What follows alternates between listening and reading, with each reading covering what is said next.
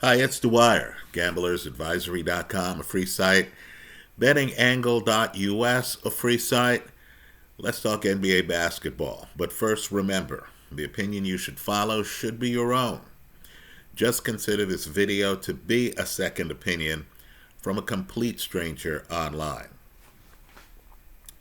Now, we're all trying to figure out shortcuts to beat the sports book, right? You want to have your own set of favorite stats that you go to where you feel it gives you an edge on the casino, right? Understand, you have some very successful sports bettors out there who don't watch games, right? It's a myth that you have to be in the sports book religiously watching 5 games a night to be a successful gambler.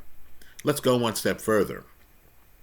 You've had some very successful NBA GMs, among them Jerry West, who would not attend games, would not watch a lot of games because it confused him, right? His eyes would lie to him.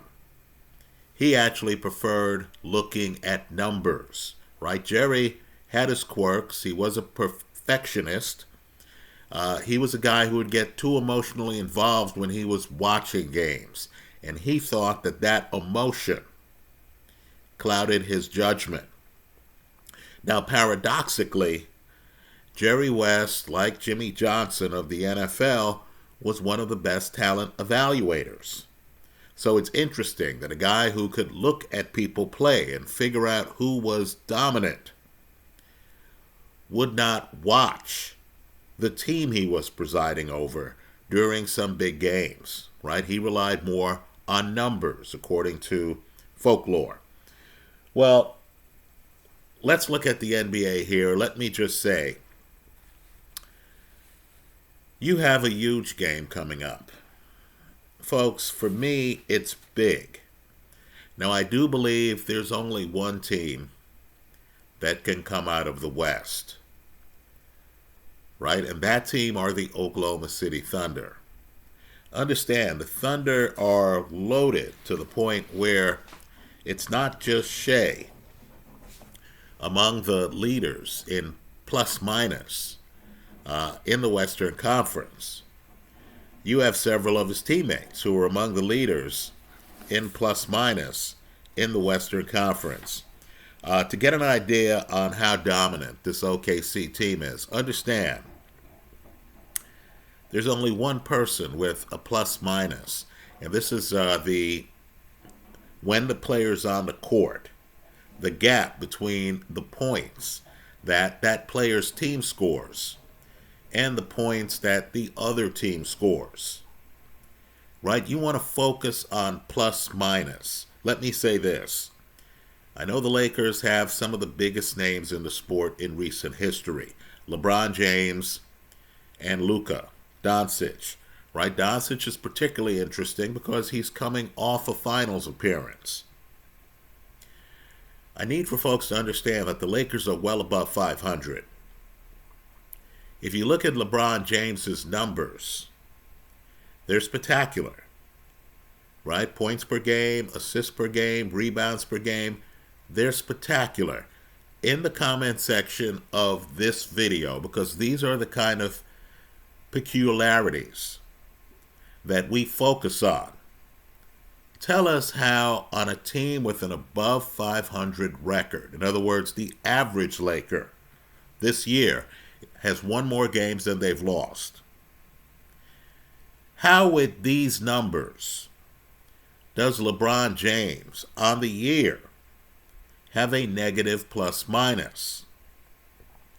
If you believe that LeBron James is one of the key contributors to the Lakers, he's one of the most important players on the team, he's one of the most important players in the league, I would argue, as someone who bets futures, that when I see a superstar with as many minutes per game, in other words, it's not like LeBron's been hurt for 2.5 months and we're dealing with a small sample size. I would argue that when you see a key contributor on a team who has played in most of the games, who has great looking numbers, but who has a negative plus minus on the season, I would argue that you fade that team. I would argue too that you can't go by what you see. This is the corporate world, right? The GM's smiling, the head coach is smiling. They understand which players on the team have box office.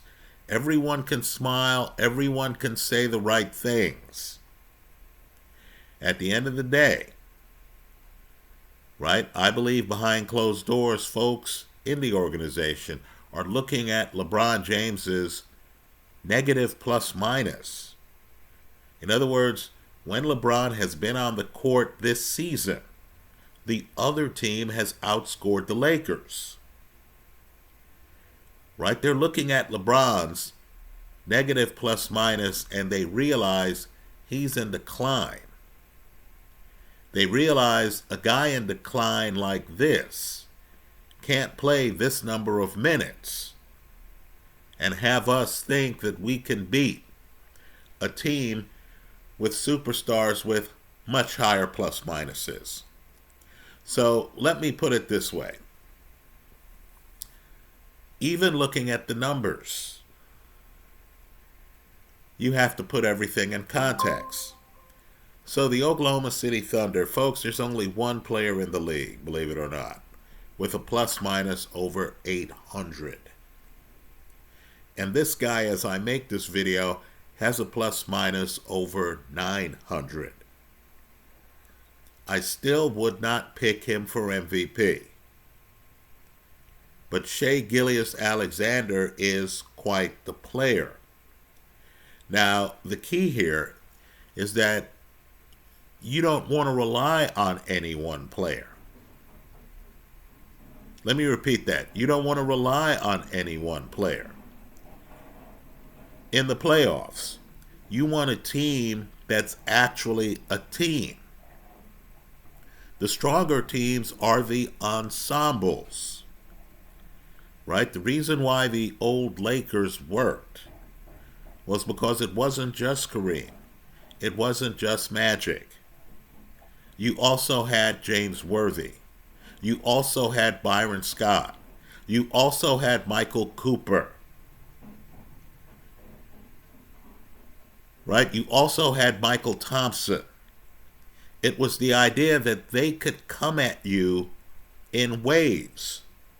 Right? Add in the fact that if Kareem went down, your point guard, Magic Johnson, could literally move from the guard position into the center position and take over the game. Literally dominate the position. That's what he did, by the way, to close out an NBA Finals.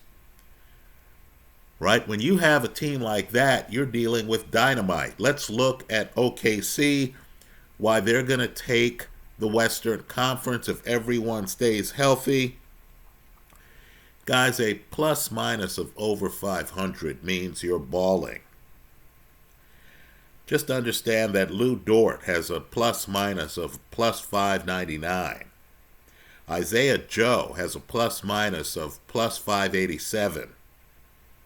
Aaron Wiggins, who thinks of him when they're thinking of key contributors to their team in the NBA this year? He has a plus minus of 641. Jalen Williams has a plus minus of 561. With these numbers, if you never saw the team play, right, add in Shai's plus 911. If you never saw the team play, you would understand that this team is the team to beat in the Western Conference. Not surprisingly, they have by far the most wins in the Western Conference, folks. Back in the day, a 60-win season meant you were balling. Right, folks? Understand OKC, as I make this video, has 60 wins on the year. Now, you have some sleeper teams out there. I believe when you're betting futures and stuff like that, you need a plan B. Right? You need to ask yourself, what happens if Lou Dort gets hurt? Isaiah Joe gets hurt? Right? By the way, you notice I did not name Chet Holmgren. That's how deep OKC is. Well, there is a sleeper team. A couple in the West that a gambler looking for a higher payout might actually bet on, because understand, your goal is simply to have this team advance deep enough in the playoffs where you can hedge the play. In other words, you pick the team that ultimately is going to play OKC for the Western Conference Finals. The difference is, with OKC, you're getting crap odds to win the West, right? Because everyone knows the team's loaded. Everyone knows the team is blessed defensively, right? Understand, the secret to OKC is not the offense. It's the defense, right? But you're a gambler and you don't want crap odds. You want great odds. So how can you get a nice payout betting on any team other than OKC to come out of the West? And the secret is to have the team that is going to play OKC in the Western Conference Finals, or to have a team that's going to play OKC along the way, where you can get great odds now. The reason why it matters is that then when that team plays OKC, you know you have the winner of the series. Not only that, if you got outsized odds on that team, let's say I pick a team and I got them at 10 to 1. Why? Because OKC's getting all the attention in the room. Right? Then when they play OKC, I can say, you know what? This 10 to 1 is going to put me in the penthouse if this Plan B team wins this series. Let me bet some more on OKC, knowing that it's an insured play. Because I know, because I have both sides of the series, I have the winner of the series. So now I can be an Evel Knievel daredevil. So let me say this. A few days ago, March 18th, the Cleveland Cavaliers visited the Los Angeles Clippers. Right now I know. You hear the Clippers and you say, wow, how many rings do they have? None. You're thinking about Lob City. You're thinking about Chris Paul, great distributor, dealing with players left and right. Blake Griffin throwing dunks. They looked big time. They had people excited going into the playoffs. And then they folded up like a lawn chair. Right, folks? That's the Clipper history. But let me just say, on March 18th, the Cavaliers came out, and we're talking about a team with the best record in the Eastern Conference. The best record. And they threw down 45 points in the first quarter against the Clippers. Now, it's in games like this that you figure out team culture.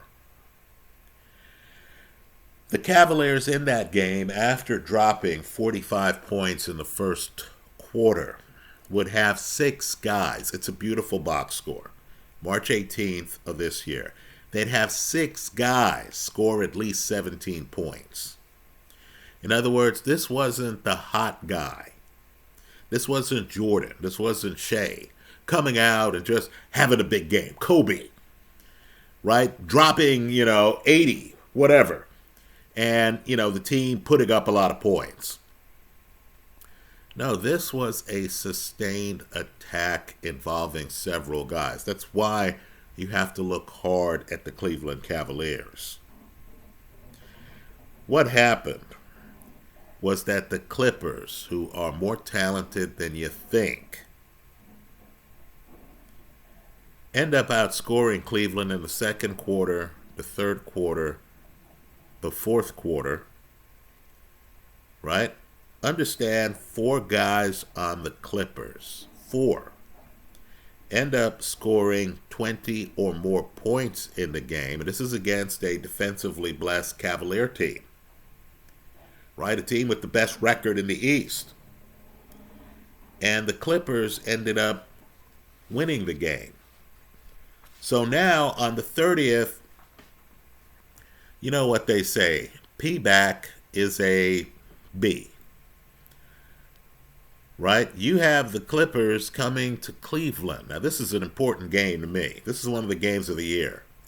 Because the Clippers strike me as a team that can get hit in the mouth and dropped early. Right? They can give up over 40 points against a quality team in the first quarter. And this is the team, and the pieces fit. I salute the GM. This is a team that can come back. This is a team that has the scoring. Has anyone figured out that James Harden, I don't care how old he is averaging over 8.5 assists a game? Has anyone figured out that James Harden has a plus-minus over 500? That on the team is big-time historical playoff performer Kawhi Leonard, multiple rings.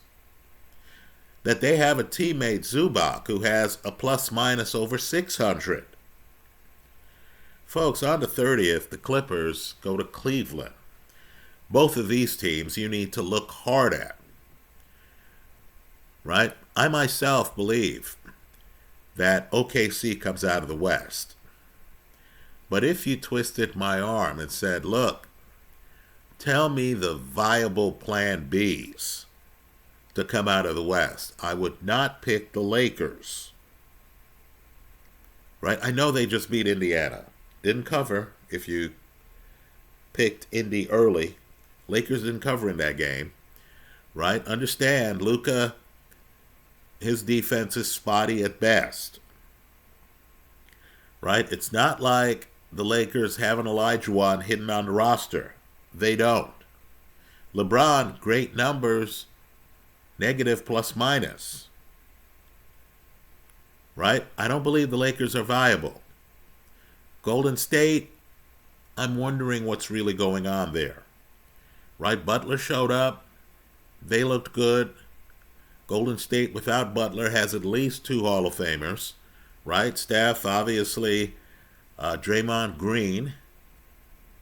Right? Big-time player, underrated, big-time defender.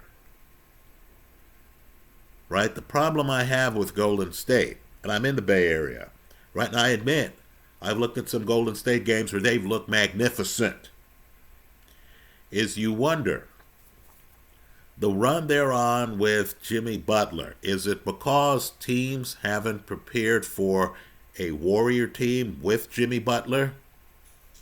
Or is it because they've found the secret to success?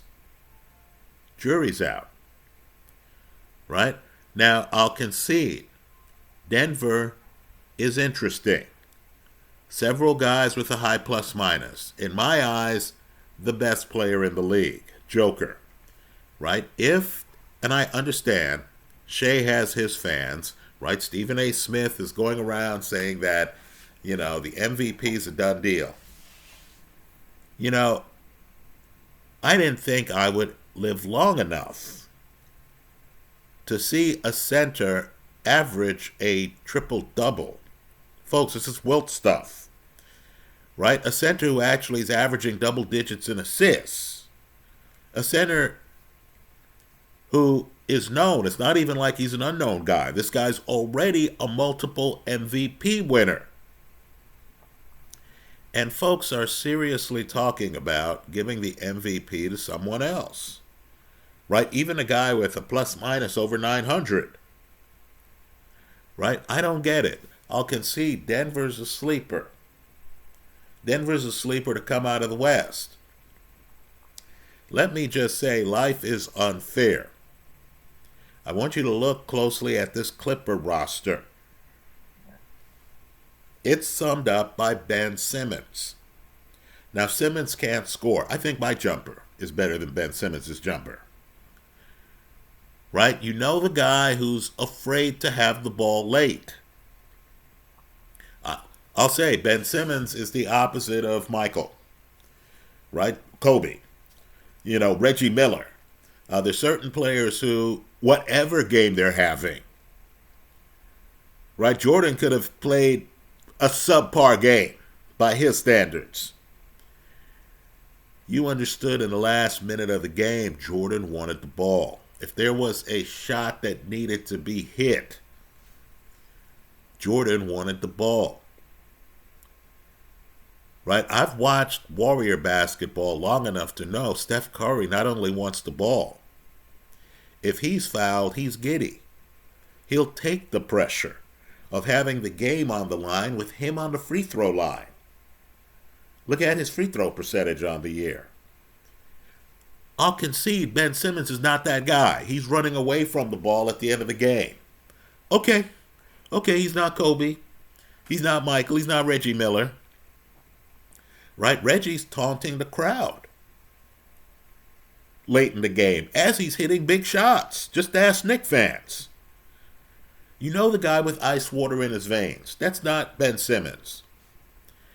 But as you roll your eyes and say, wow, how was this guy ever a, first pick of the draft and stuff like that. As you roll your eyes, as you think back to the LSU, era and say, wow, was this guy always overrated? Look at the rebounds per minute. Look at the size. Look at the assists per minute. Here is Ben in Glamour City, Los Angeles. Right? Every other person is a celebrity in LA. Right? Here is Ben in LA and the crowd's looking at other people. Right? On his own team. They're looking at Kawhi Leonard. They're looking at James Harden. No one's noticing Ben. Folks, this is a personality study.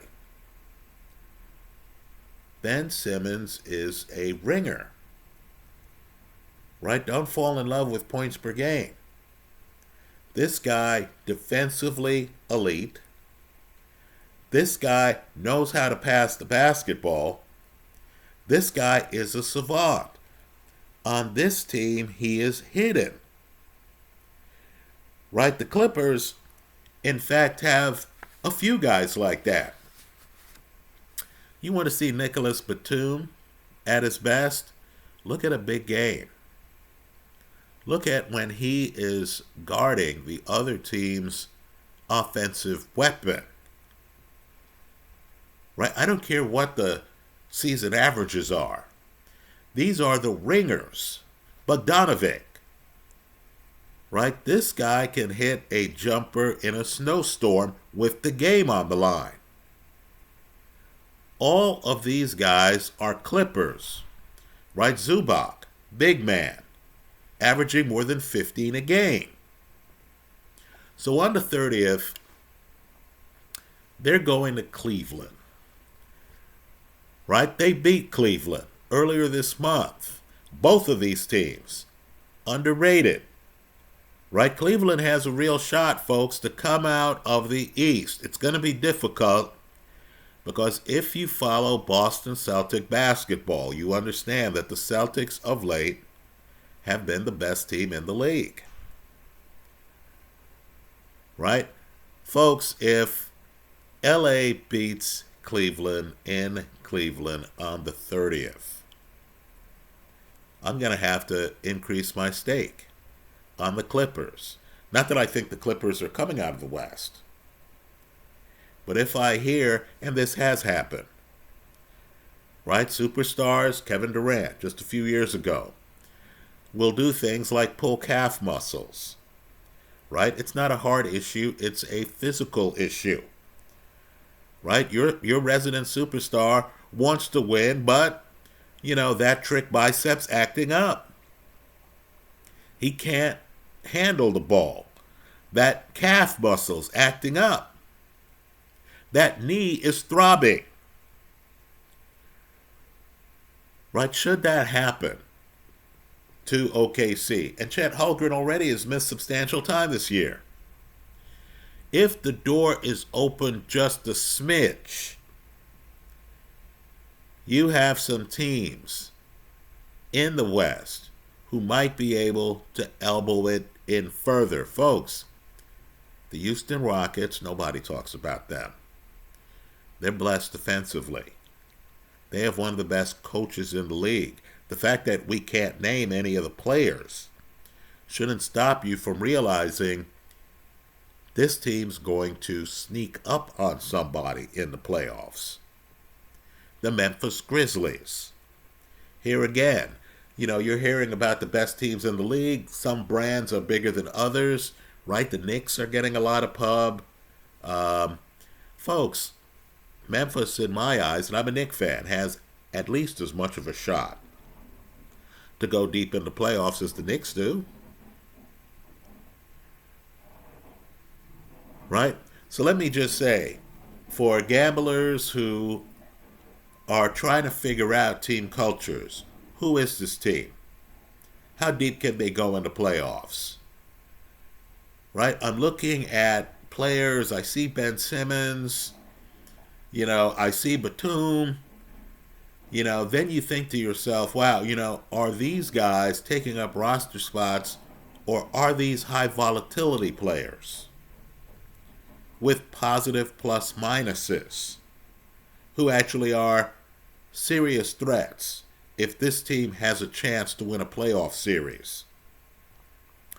Folks, this is the best Clipper team I've seen in a while, right? As I've said before, look at the GMs.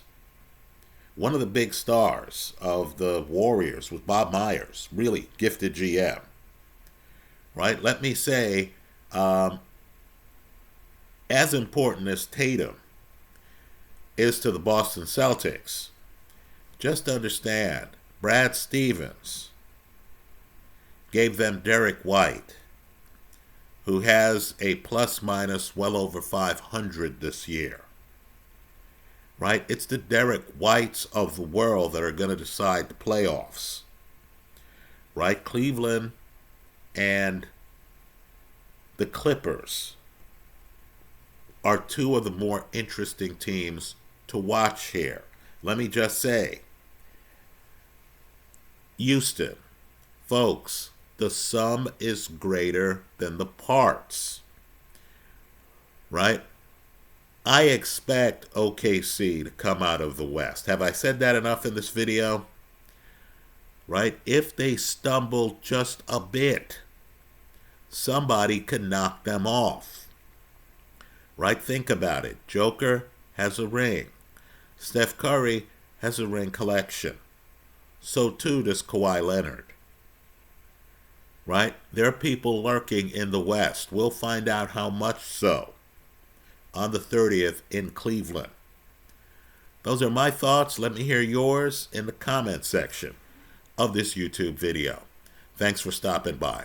I am fading the Lakers, and this is after a win. Simply because when I see a superstar with a negative plus minus on the season, and he has great other numbers on a team that's well above 500, that's a 5-alarm fire, especially when you're in the deep end of the pool with all these other teams, including sleeper teams like the Clippers. That's how I see it. Let me hear how you see it. If there's another dynamic, if there's a team that you think has a chance in the East, I think only two teams have a chance. Cleveland, best record in the league, and Boston. The secret to Boston is that they rarely play together. Right? Porzingis is out. They haven't been honest with you about whatever condition Porzingis has. Right? That's a secret. Understand, too, Boston is on the second apron of the collective bargaining agreement. So they're going to have to cut someone like Drew Holiday, who doesn't have the plus minus of Derek White at the end of the year. So there's an urgency in Boston. The team just recently got sold. You have a new owner there, right? They're going to cut back on the budget. So Boston, which has been to 2 finals recently, right? They lost to the Warriors. They won last year. They are the defending champions, right? Boston understands there's a difference between winning 1 ring and having a team that's won multiple rings, right? Since I think some core player is going to be out at the end of the year, Boston has an urgency. So we almost have to discount regular season numbers where Cleveland, vibrant, has a chip on its shoulder, right? Has several sleeper players. If you don't know, Jarrett Allen is one of the MVPs of the league, quite frankly, right? This guy's invaluable, right? If he gets hurt, Cleveland gets badly hurt, right? Understand, Cleveland's getting it done in the regular season. But Boston is that superstar band that only gets together for certain gigs. I can't just glance at the regular season and reach the conclusion that Cleveland's better than Boston, right? Because Boston's going to be full strength in the playoffs. Those are my thoughts. Let me hear yours. I don't see the Knicks. Just like I don't see the Lakers in the West. Sorry, LA. I don't see the Knicks coming out of the East. Sorry, New York. Nor do I see Indiana coming out of the East. Those are my thoughts. Let me hear yours in the comments section of this YouTube video. Thanks for stopping by.